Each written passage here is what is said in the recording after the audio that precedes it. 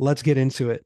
Welcome, everybody, to Figma for Education's Early Career Week series focusing on design portfolios. We've heard from you all the time, and time again, that one of the biggest barriers facing students and early career designers is creating a strong portfolio, one that showcases your talent, your personality, and skills. We designed these sessions, the session today, the one tomorrow, and for Wednesday. We've designed them to start at the basics and slowly zoom out, culminating in those 2 days of portfolio reviews. We brought on experts from our network of designers with the goal of giving you a broad range of perspectives and ideas that you can incorporate into your own portfolio work. Today's session starts at the very beginning. First, diving into the fundamentals of creating an effective design portfolio with fellow Figmate Tammy Taabassum, followed by a Q&A session with the portfolio expert and Cofolios founder, Hasque May. And without further ado, we're going to get started with Tammy. I'm going to pass the mic to fellow Figmate and teammate Tammy to explore what a design portfolio is, how to build one, and some basics on how to make your work stand out. Tammy is a product designer at Figma working on the native team, focusing on mobile and desktop experiences. Previously, she worked at Meta, Xbox, and Wish. Wow, what a resume there. In her free time, she likes to paint landscapes, fail at playing video games, and recreate food from her favorite restaurants, as well as travel. I'm so excited for Tammy's presentation. So Tammy, take it away. Cool. Hopefully I'm sharing now. Sounds good. Okay. Hi, everybody. I'm super excited to be here with you guys and go quickly through the Portfolio 101. Before we kind of get started, a quick intro about me. I am based out of SF right now, but I'm originally from Toronto. I love reality TV shows, mainly like Love is Blind. So watching all of that all the time. I also love plants, but I'm very, very bad at keeping them alive. So I'm definitely a dead plant lady. In terms of design, I absolutely love visual design, but I also have pretty bad imposter syndrome. So I have to like balance being able to do, work at a place like Figma while also like having to deal with my own individual insecurities as well. I'm definitely like a late afternoon, evening person. I'm not a morning person. I am definitely a zombie there. And in terms of like the design process itself, I love coming up with solutions, coding prototypes, and focusing on visuals. But let's dive into what is it that you're actually here for. I'm going to be talking a little bit about what is a portfolio, some portfolio structures, what makes a good portfolio, some pitfalls to avoid, tips and tricks. So to get started, what is a design portfolio? It's a collection of past work that summarizes your processes and outcomes. They highlight who you are as a designer, what you've done, and sometimes even what you hope to achieve. There are two main types of portfolio formats that are very common: websites and slide decks. Websites are public and easier to find. You can attach them to your resume. You can have them on your LinkedIn, link them in your socials. Slide decks tend to be more private. You actually have to attach them if you send applications, and slide decks are usually better for, work that is a little bit more like private. You can't really share it. In terms of websites, you're more able to share. You have to be careful with what you share because, again, anybody can find it. So in terms of who's going to be looking at your portfolio, it's very important to remember more often than not, it's going to be design managers and recruiters, and they tend to look at lots and lots of portfolios. And so in order to help them, you have to make sure that you're making your portfolio as easy to read as possible and making information as easy to find. So when you're building your portfolio, think about how these people are going to be navigating your site. So diving into what is a portfolio structure, what does that look like? You have probably seen lots of different types of portfolio, and they're all very unique. They can be designed in different ways, laid out in different ways. But in order for you to build that unique experience for your portfolio, you first should know the rules before you can break them. Because despite all of their uniqueness, they also have a lot of very common elements, such as the basic landing page, and about me, projects like the case study, contact information, and resume. But by far the most important pieces are the case studies, which I'm going to talk quickly through. So what is a case study structure and what does that look like? So case study is a unique reflection of a unique project where you basically break down a project that you've worked on, its processes, outcomes, and learnings. I'm being very specific here about unique reflection of a unique project because no two project is going to be the same. And so you shouldn't expect two case studies to be similar or follow a necessarily similar structure. You want to tell the story of that project as it happened, and focus on that.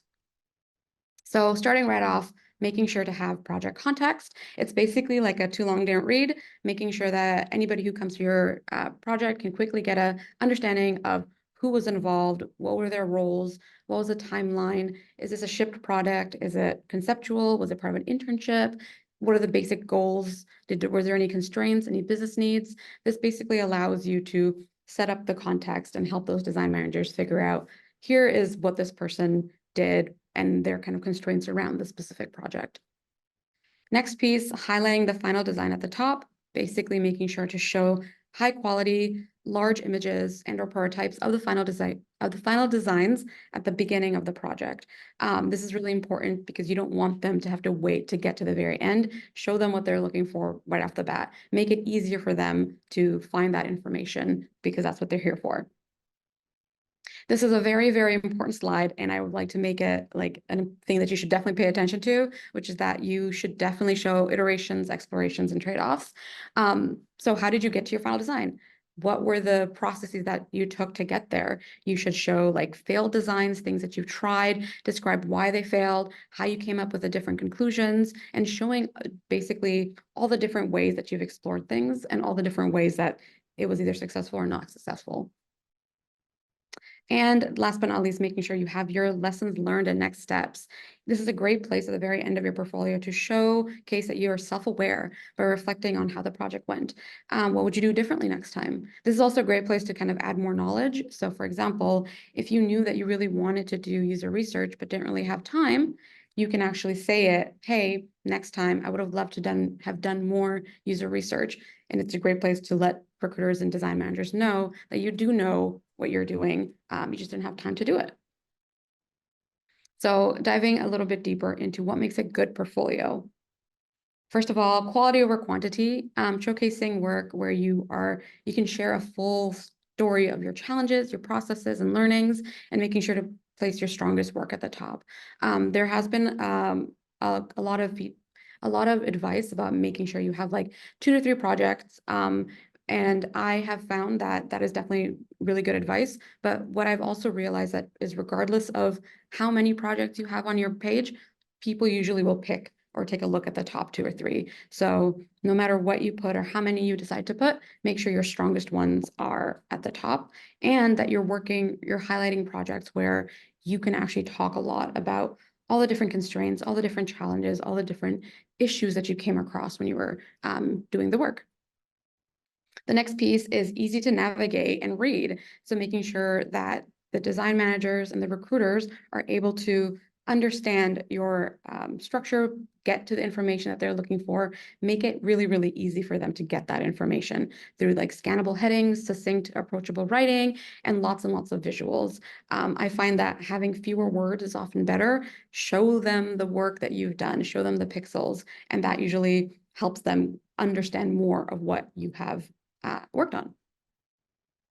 The next piece is focusing on the why and the how. So talk about your design rationales to show intentionality behind your choices. So this kind of ties back to the idea of showing iteration. When you show 2 different iterations, talk about why one interaction pattern is more important than another, or was better than another. Did you try other ones? If you picked a button versus a drop down or a toggle, why were those the right ones versus another one? If you picked one solution over another, why did you pick that? How did you pick a certain visual treatment? It's often more important to talk about why you decided to do something than what it is that you did, because it shows that you are thinking critically about the designs and the decisions that you are making.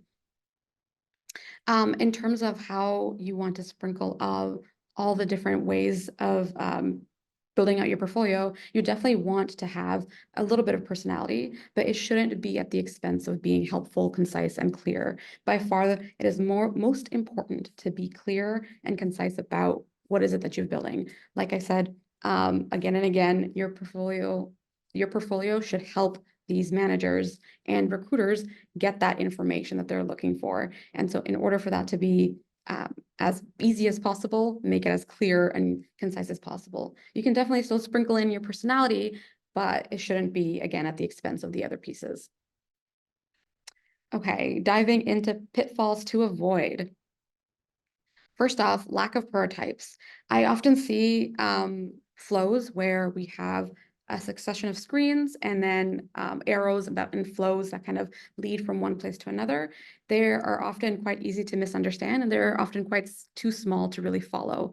And so more often than not, it's better to just show prototypes either through GIFs or videos, because not only does it add a bit of dynamicness to your portfolio, it allows you to show craft and your attention to detail. It also will provide a sense for how you explain your ideas to cross-functional peers. So making sure that you're showing how this person actually be using the designs that you've made. The next piece, this is also another important slide that I often see in portfolios, which is complexity. There's a lot of complexity in projects, and that is something that's unavoidable in the real world. You're going to have projects that are complex. However, you want to be able to strip that away in your portfolio and be able to discuss your projects at a very, very high level. That's very easy for other people to understand. So trying to avoid complex diagrams, jargon, small sticky notes, anything that doesn't have that doesn't have a narrative, all that stuff can make it really difficult to read the case study. So it's really important that you summarize your work into key details, tell the story, and use common language, because if you remember, the reader doesn't really have the same context as you. They weren't in the same meetings as you. So if you're using words and jargon and things like that, or acronyms that you were using while doing the project, they're not going to know that information. So boil it down to like the very basic. What was the people problem? What did you do? And tell a story as if you're going to be telling it to another design friend. The next pitfall to avoid is having process for the sake of process. I see this very often, which is people adding artifacts like personas only because it's part of a so-called design process, and it can make the work lack focus. So be intentional about why certain artifacts like personas and themats, journey maps and lo-fis are part of it, and what content goes into them. So again, why are you adding things? Why was building a persona necessary? Why was adding a journey map necessary? And one more pitfall to avoid is only showing conceptual case studies. So for example, you decide to redesign Twitter. Redesigning apps are very hard to judge just because they lack the original constraint. You don't know why designers at Twitter made a certain decision, what engineering constraints they had, what business goals they had. And so in order for you to when we look at these, it's a little bit difficult to actually judge that decision. So, and it's important to showcase work that's very clear in the challenge and its constraints. And if you don't really have any work experience, try to build a project that solves an everyday problem. And last but not least, a few tips and tricks. First of all, treat your portfolio like a UX project. How would you approach this, making your portfolio usable for hiring managers and recruiters? What are their needs? How would you go about making sure that they find this your portfolio as easy to consume as possible?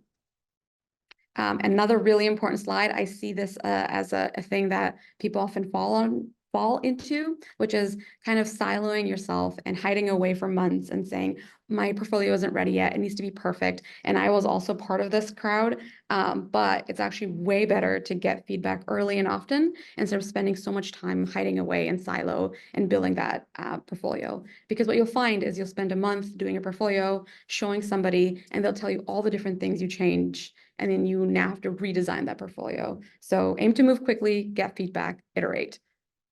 Next, expectations across levels. Juniors designers tend to focus more on craft and education than strategy. So make sure you highlight the work that's expected for the levels that you apply to.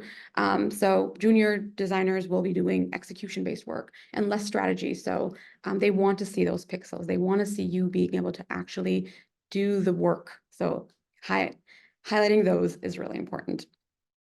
There's also different expectations across organizations. So large teams have lots of resources. They can afford to specialize roles, which will lead to specialized portfolios. So that means a big company can have one role for researchers and one role for designers. And so when you're talking or interviewing for roles that are specific to design, they don't really want to see the research stuff. They want to see the actual design work that you've done. Smaller teams, however, have fewer resources and thus more general roles, and then you can have a more generalized portfolio. They want to be able to see you do the whole end-to-end spectrum. So depending on what your goals are or where you'd like to apply or what you're trying to achieve, trying to curate that portfolio would be really helpful in terms of where you want to go. And then last but not least, have fun building something cool. I know it's super stressful and nerve-wracking to build a portfolio and wanting it to be perfect, but it should also be really fun. What you build today won't last forever, and you're allowed to keep changing it as many times as you want.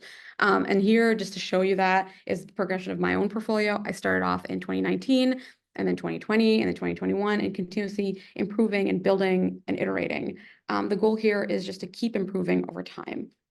And that's it for me. And if you take nothing else away from this, the three pieces that I think are important are get your feedback early and often, don't build it in a silo, show your explorations, trade-offs and decisions, and make sure you reduce complexity and avoid jargon and small text. And with that, it's back to you, Miggi. Awesome, Tammy. Thank you so much. Hold on. There we go. I'm back. That was so good, Tammy. I know that those slides are going to be such a helpful roadmap for folks who are like building and editing their portfolios. I think the key takeaways for me, especially, was, showing prototypes. That's something that I always try to emphasize, folks, bringing your work straight up to the top, not being coy about what the project is, including things that are meaningful. And yeah, like that was just so spot on. I think it's fantastic, and I think that everybody here today has just so much to learn from that. All right, so now that y'all know the basics, we're going to get a little bit deeper into what makes a design portfolio strong and how to hone your content in and get those case studies to best showcase your work. So I'm excited to bring on the founder of Cofolios.com and a former Instagram designer, Hasque May. So Hasque, how you doing? Yo, thanks for the introduction. Yeah, I'm Hasque. I'm the founder of Cofolios and also a previous designer at Instagram. And yeah, happy to share how, I guess, like different examples of portfolios. And I think Tammy provided a lot of good, just like details and also examples as well. Awesome. Yeah, I would love to know just a little bit more about Cofolios, like how it got started and what it is for those in the audience who may not quite be familiar with Cofolios.com quite yet. Yeah, so Cofolios is pretty much a way for people to discover intern portfolios at top tech companies. And it really serves as a reference for people trying to get into tech design pretty much. And when I started it, I didn't know like what kind of level I needed to be at to like get into these companies. And I thought it would be cool just to like make a website to help other people because it started originally as like a note doc for myself, but I was like, oh, I could turn this into like a whole website and help other people. So it kind of spiraled out into its whole thing. But yeah, it's kind of like a little overview of what Cofolios is. So yeah, so any of y'all can head on over to Cofolios.com. You can see work that was done in portfolios by others who have interned at maybe some of your favorite tech companies. So I know, Hasque, you were previously a Kleiner Perkins fellow. I know that you did an internship at DoorDash. So you probably had like a lot of connections that kind of helped kick it off. Yeah, definitely. All right. So I know today you have some quick tips on portfolios and case studies. So I'd love for you to kind of share those with folks. Yeah, so this is pretty much just like quick tips really with portfolios and also case studies. Um, I think generally the work you put in your portfolio is the work you'll get hired for. So if you're exploring like social designs and they're all like apps, you're most likely going to be in the best position to get like a social internship or job. As well, like I think something that's really worth like digging into is making your portfolio memorable for recruiters and also hiring managers. Just because they're sifting through hundreds of portfolios, you want to be the one that like, stands out pretty much. And also, I think just a general way to make people or to be memorable is to have a lot of visuals, and it kind of pulls people in. I think of portfolios as almost like a book. So like you, at first glance, you might look at the book cover, and then that kind of like reels you in to dive in deeper, basically. And yeah, that's that for the portfolio quick tips. And then just for case study like overview, 1 to 3 case studies can get you where you want to be. Like Tammy said in her previous presentation, quality over quantity. You really want to hone in on the quality of the case studies. And then also, showing the end result first. That's pretty much going back to showing visuals to make them care. You want to make them skimmable. People typically don't spend like a ton of time reading every single like paragraph you might put in your portfolio. You want to hook them in with just like maybe a sentence or two and then dive deeper. And then also just show your iterations as you're iterating through your case studies as well. Just so you can show that you've approached the problem from different angles and not just like one angle as well. But overall, creating a portfolio takes a lot of work. And something I like to think of when I think of portfolios are I compare portfolios to swans. You might see like super beautiful portfolios, and underneath is a designer working their hardest to make them look very seamless. Like super interactive, super memorable. There's a lot of different like tactics and principles and hours put into making portfolios look nice. So yeah, it does take a lot of work to make it look very seamless and smooth. Cool. I really Yeah. love this visual. Yeah, just seeing the underpinnings, and it's like you see this calm exterior on the outside, but really there's just so much that goes into it. And I think that says a lot. I think one of those key words that we've been talking about today is iterations and thinking about how you grow and expand the work. And that just being an important aspect to not only have in your portfolio, right? So you're building something out in your own work. You want to show how that develops, but then also iterating on your portfolio itself. So like I think iteration is going to be one of those keywords for today. So there's just like a lot of work that goes in there. Thanks for sharing that. Yeah. So I know you have I know what we're going to do next is we're actually going to kind of go through some portfolios that currently exist and live on cofolios.com. And I know you have some principles for us. So those principles are I say they're memorable, they show don't tell, they're visual, and they're hard work. Yeah. Those are Yeah. pretty much those. Yeah. Yeah, I basically said that these are going to be the chapters of Hasque's book, when it comes out, when he talks about like the grand design of portfolios. But I'd really love to dig into what each of those means. So without further ado, I know I probably said that already today, but let's do ahead and do that again. So Hasque, let's talk about some memorable aspects of portfolios. Yeah. So basically, even with creating Cofolios, I had to look at 100 portfolios basically, and I realized like the ones that really stand out are the ones like deviating a little bit from the norm. So they look like somewhat familiar, but they aren't like just kind of what everyone is doing, and that's what makes them stand out.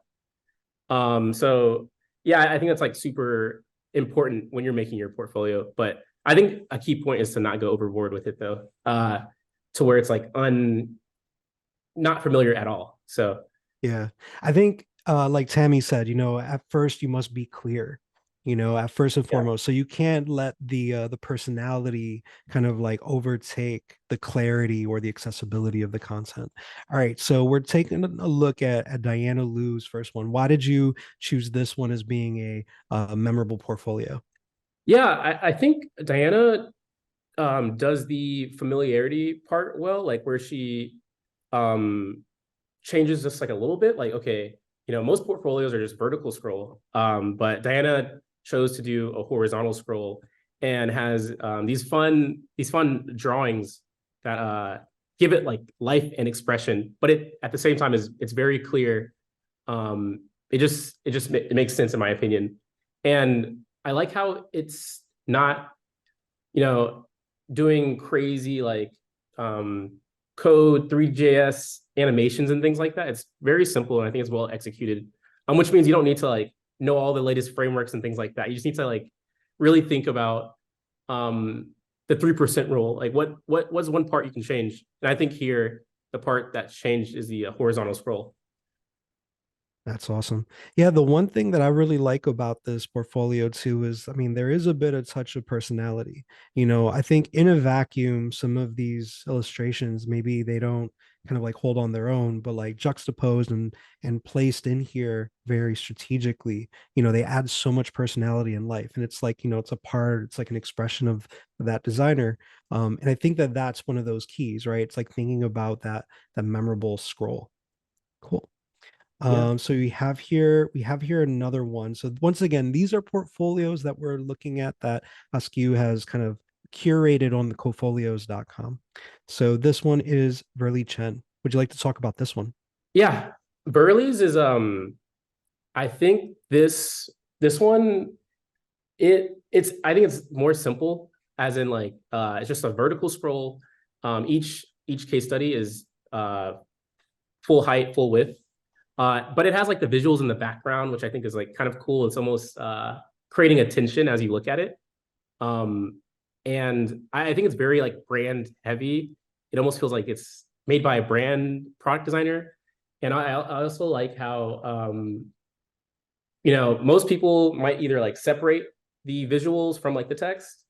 And this one, did the 3% rule by like overlaying them and actually putting the text on top of it. And I think it creates like a memorable moment, honestly, with the tension.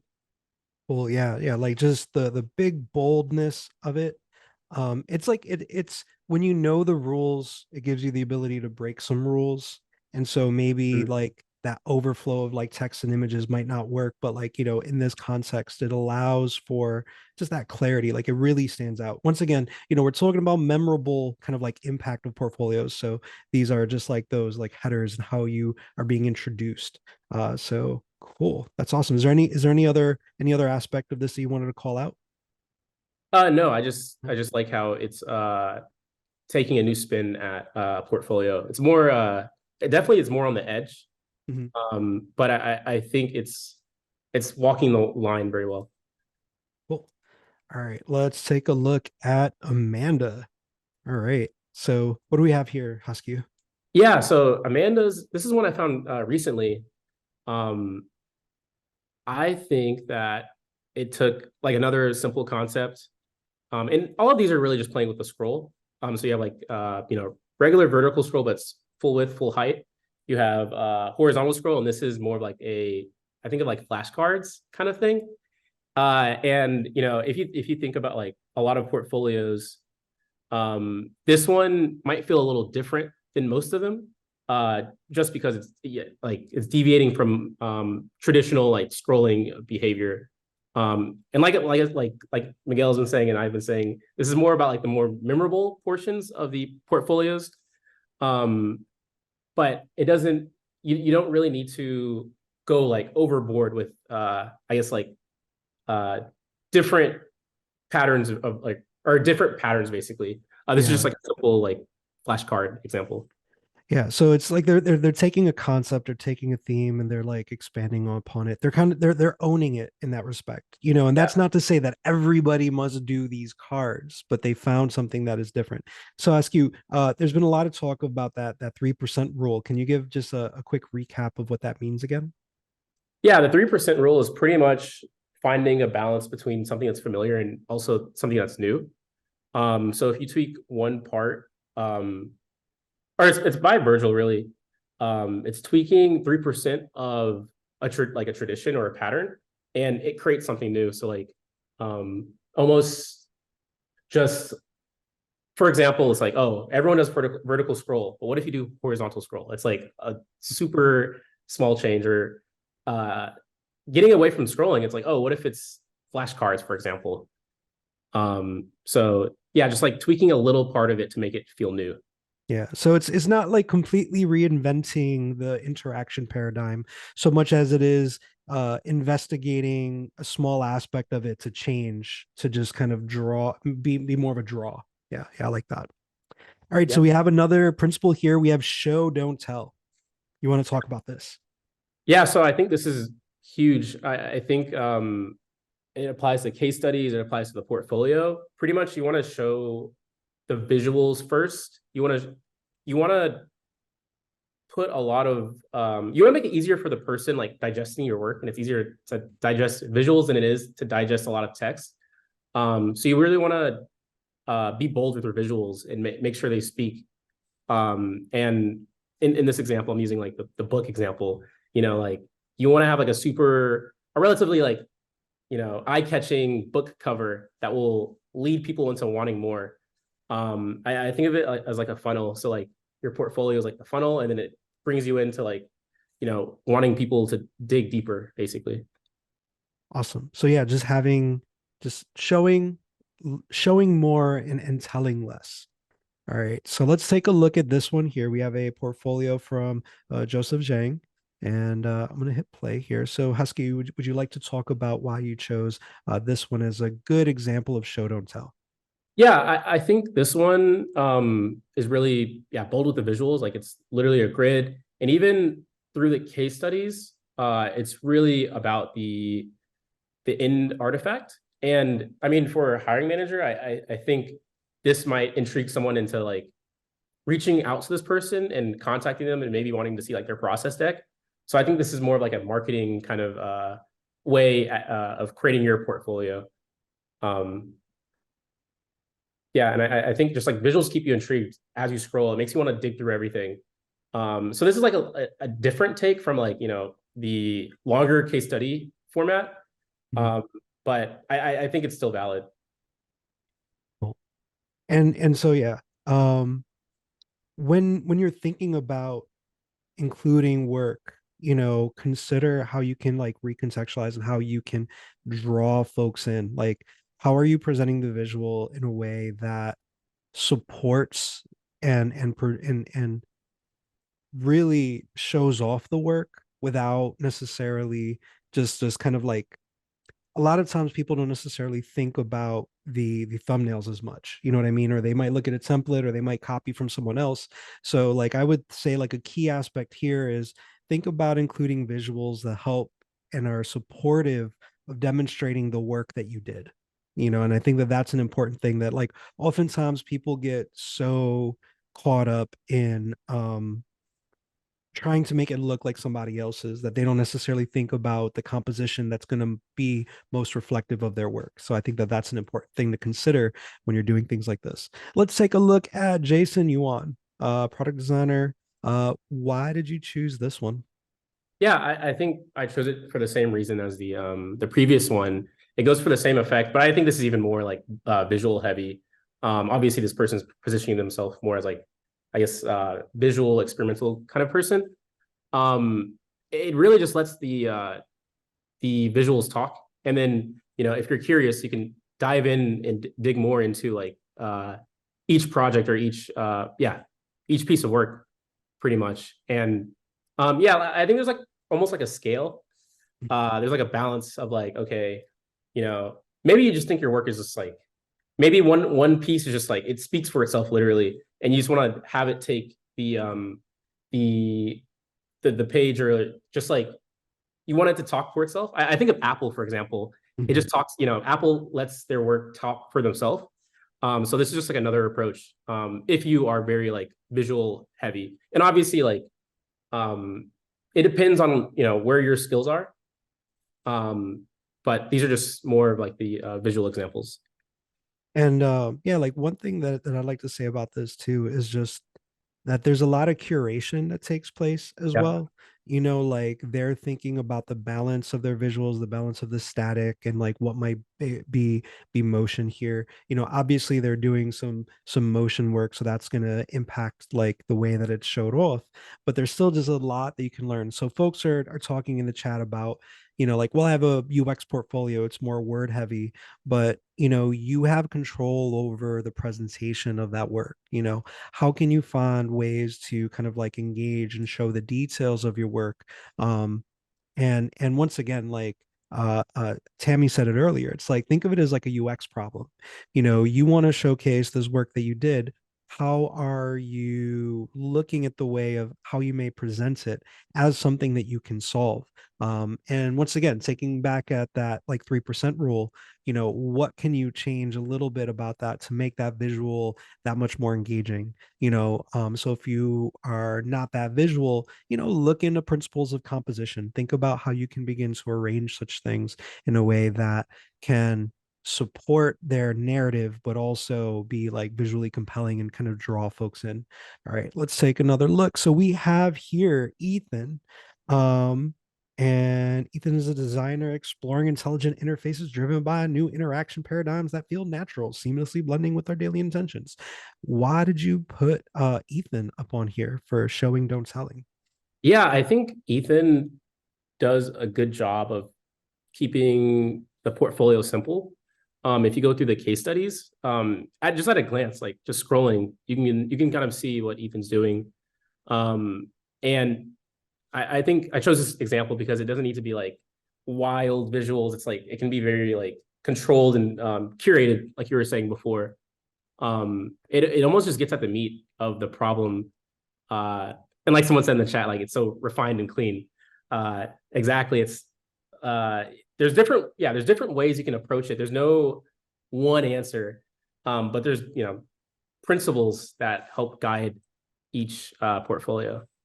And yeah, Yeah, one minimalist. Someone said. Oh yeah, yeah. The one thing that I'll say to folks too is that oftentimes we look at designs like this and we try to mimic them. However, we don't really look underneath the hood and figure out what it's doing right for the sake of why it's doing it. So like this might, appear very simple, but they're showing a prototype, right? They're very upfront about what it is that they've worked on.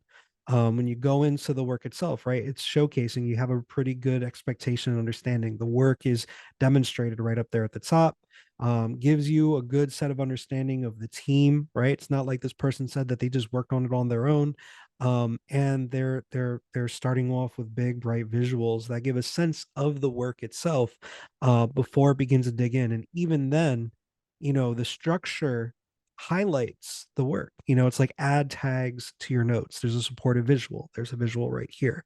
It doesn't follow like the typical case study framework, but instead highlights the work in a way that is understandable for anybody who may be viewing it. At a glance, I have a very good understanding of what the work was here, and that entices me to go in a little bit deeper. So here I see the work, and then I start to understand, and then I can see the context for the work itself. So there's a lot of curation here, and this just isn't done, by accident. There's a lot of thought, there's a lot of planning that takes place. I think that this is an excellent example. Mm-hmm. And it makes it easy to digest as well. The way you're even talking about it, it's like the text, and then if you want to learn more, you can dig deeper. Yep. And that's the thing, when you're thinking about recruiters, when you're thinking about folks that are like, taking a look at your site, they have this short time span. Often imagine them at a cafe with a minute to look at your portfolio, right? And ultimately, you want them to see everything all at once, or you're formatting a very linear narrative, and that might not be the way that they want to see it. It's like, how are you showing them up front and drawing them in so that way they can actually see the work that you did? Yeah. Yeah. And then, I mean, we've been talking about this a lot. I feel like, design portfolios, they have to be visual. I think honing in a little bit more, kind of going back to what you were saying about visuals needing to be in service of the work. Um, Everything should be intentional. Uh, like, okay, if you're going to put in a certain thing, it should contribute to some sort of goal, whether it be to express yourself or explain the work better. So there's an intentional way to place the visuals that will do that, which will, yeah, achieve the goal that you're trying to achieve pretty much. All right, let's dig into the first one. We got Emily Shen over here in the house.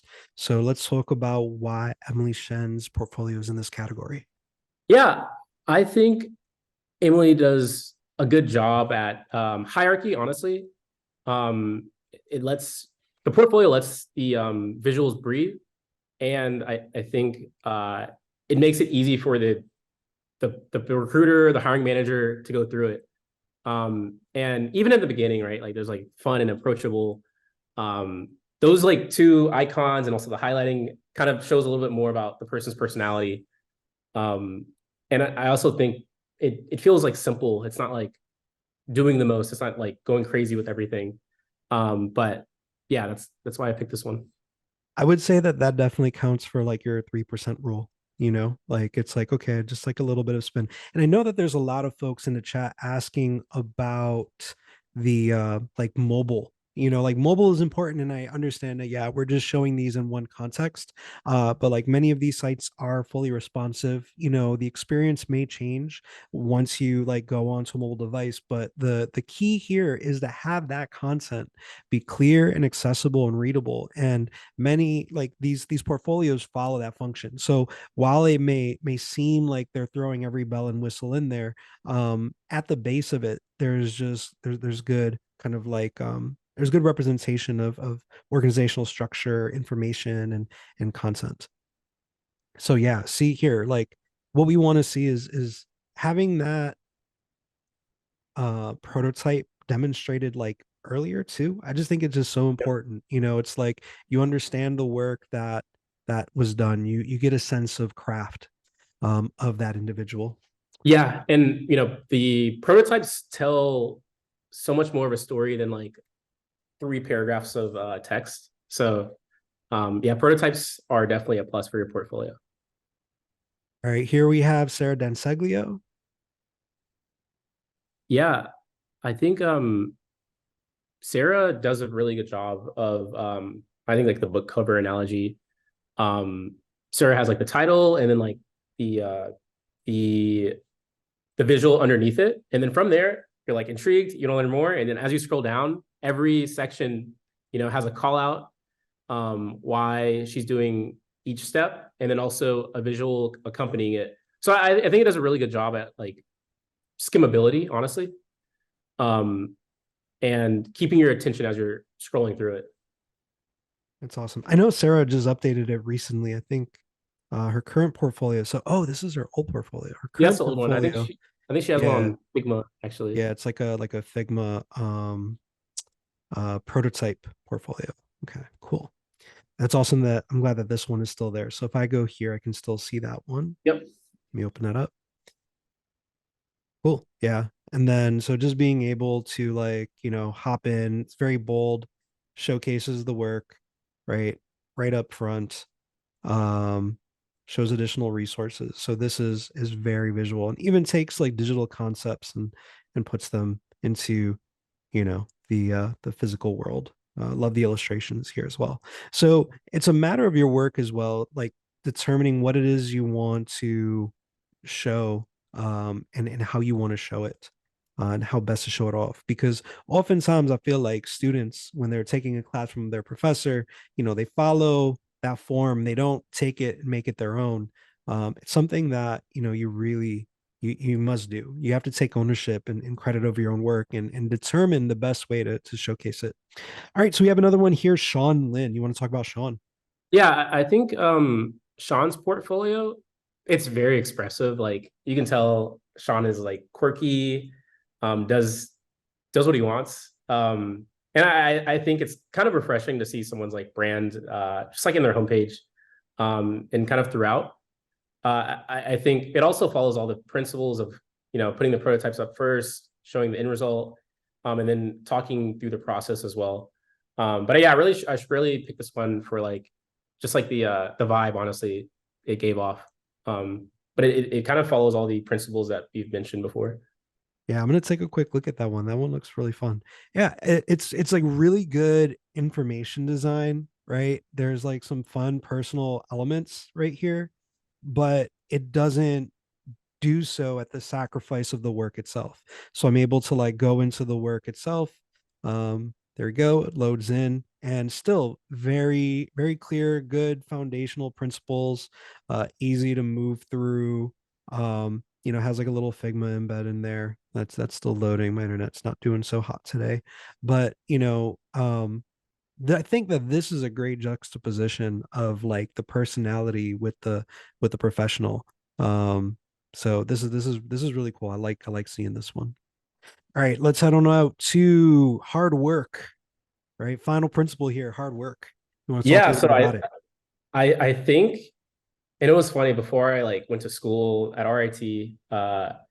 I didn't know how hard it took, or how hard and also how much work people put into their portfolios. And then once I realized like some people like spend like 4 months, on their portfolios, maybe like 2 months per project, I was like, oh my gosh, uh, these things aren't easy. And whenever I see something that looks beautiful, I'm like, oh my gosh, they probably put a lot of time into each piece of that. And yeah, it's I feel like there's like a lot of designers, I guess, in the world. And we see the ones that like trend on social media. Something might pop up every month. But I think the thing that we're not seeing are the like 5 months of iterations, all the portfolios that they threw away, all the different directions.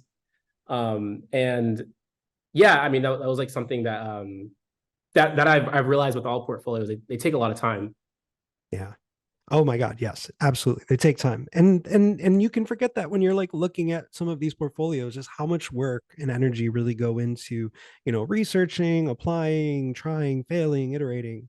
Let's talk first here about Jason Yuan. You wanna like Yeah. talk a little bit about why you chose this one?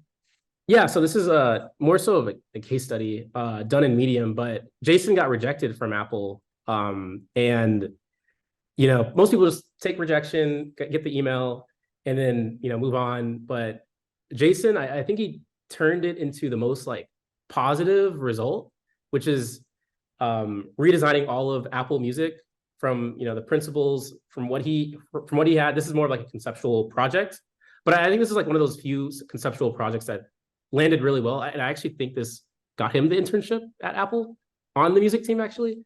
But if you go through the case study, I have the link there. But if you go through the case study, you'll see all the different iterations he's done. You can see all like the passion and sweat put into this project. Obviously, this is from like an older, this is like from a couple years ago, but I think like it really shows just like passion and drive, I think, and just like the optimism, I think, as well, and also like turning like a negative into a positive. And I think as you're applying and getting your portfolio ready, you definitely need to like be very optimistic. Um, Well, yeah, one thing that I will say about these sorts of things is like, you really need to consider, especially when you're doing like a conceptual redesign, a lot of those principles. So like if you're doing like a redesign of like tvOS or something and you're not referencing like the tvOS interface guidelines or like the iPhone OS human interface guidelines as like a groundwork or as part of the discussion, then it's like, you start to miss some of those points. So I think with those, like doing research and have a firm grounding in finding some of those design decisions and or like augmenting to solve a given problem, thinking about redesigning like Google Calendar for like low vision accessibility, for instance, like how can you have a different spin on a concept or solve a real problem within its world, I think is something that might also be interesting. All right, let's take a look at Perry Wang. yeah, so this is the Stadia Bluetooth case study I found, and this goes back to hard work. Like if you go through the page, you can tell every single detail was carefully like crafted, even down to the planning part that just was scrolled past, and also the like Here, I'm wireframes. gonna open it All up. good, Sorry. all Go good. for it. Um, every single detail had a lot of time poured into it. Everything was considered. There's a system working within each case study on Perry's website. And going back to hard work, that takes a lot of time to put work into just like the wireframes, like even pulling out the Reddit comments and making them look beautiful. Um, you know, Perry, I'm sure, sat down and had to like position them in a way that looks nice as well. So yeah, going back to I, the principle of hard work. Go for it. I think that this is one of those instances where it's like, Tammy had mentioned, like, okay, if you have sticky notes, but they're too small to read, right?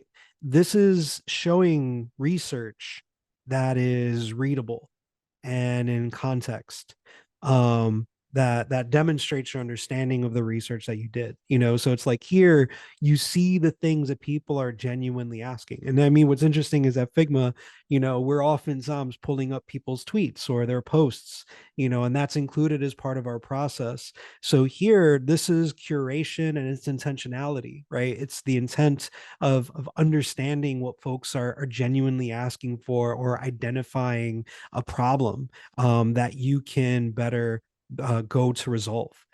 So in thinking about it, they're showing the research, they're showing the timeline. All of these are visual and actionable. They're not so zoomed out that it loses its context. It's actually part of the story.